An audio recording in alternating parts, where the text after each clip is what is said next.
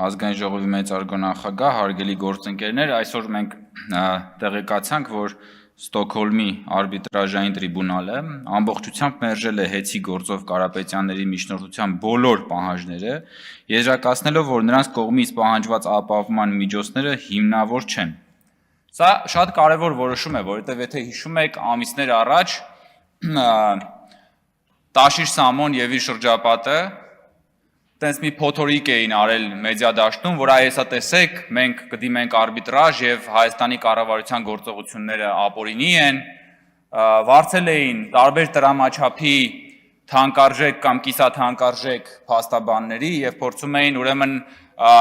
այս գործընթացը, որը կառավարությունը մեկնարկել է, վիճեցնել եւ սա շատ կարեւոր արձանագրում է եւ պիտի Սամվել Կարապետյանը, բոլոր նրանք, ովքեր որ կփորձեն փողի միջոցով Հայաստանի Հանրապետության ժողովրդի կողմից ընդրված լեգիտիմ կառավարության գործողությունները սաբոտաժի ենթարկել, պիտի ականջներին օղ անեն, որ թե Հայաստանում, թե Հայաստանից դուրս պետության համը մնալու է իրենց բերաններում։ Եվ ես ուզում եմ ուղղակի հիշեցում անել, հա, այն հեծի այդ որ հիմա ասում են, հա, մենք լավ մենեջերներ ենք, մենք հեծը կառավարել ենք, այ մենք նույն ձև կարող ենք կառավարել երկիրը եւ փորձում են հեծի կառավարման իրենց տխրահրճակ փորձառությունը տեղափոխել պետության կառավարման վրա։ Ես ուզում եմ հիշեցնել հեծի կառավարման եւ հեծի նկատմամբ հոգացության իրենց ամենագլխավոր ֆրազը, որը հնչեց Սամվել Կարապետյանի կողմից, ով ասաց, որ թքած այդ հեծի վրա, ով թքած ուներ այդ հեծի վրա, այդ թվում նաև այն բաժանորդների վրա, որոնց նկատմամբ հեծը տարիներ շարունակ հավելագրումներ էր արել։ Ոնց կարելի է գնալ ու մարդկանց վրա, այդ թվում թոշակառուների վրա, տարիներ շարունակ հավելագրումներ անել այն մարդկանց վրա, ովքեր կոպեկ հաշվում են, որ ամեն ամսվա վերջում իրանց կոմուլաները վճարեն, եւ հետո գալ եւ էժանագին պոպուլիզմով ասել, այ մենք այսքան հարկ մուծեցինք, որից որ 20,000 թոշակառու թոշակ կստանա։ Դուք այդ թոշակառուներից հավելագրումներ եք արել տարիներ շարունակ, ձեր լեզուն ո՞նց է պատտնում, գոնե դուք պապանձվեք։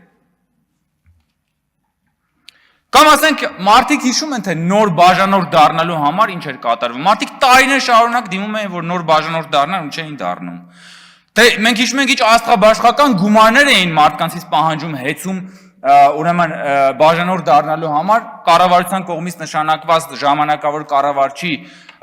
որոշումների արդյունքում շուտով էականորեն կնվազի նաև ուրեմն նոր բաժանորդ դառնալու սակագները։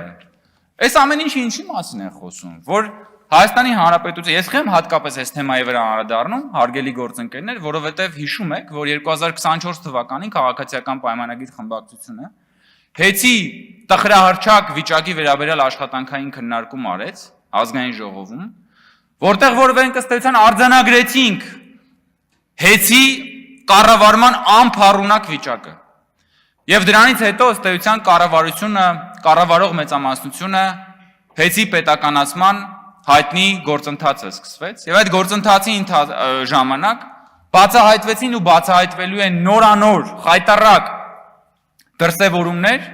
որոնք որ մերկացնելու են Սամվել Կարապետյանի եւ իր շրջապատի անփառունակ կառավարումը հեծի մասով։ Եվ արբիտրաժի այս որոշումը չափազանց կարևոր հանգրվան է,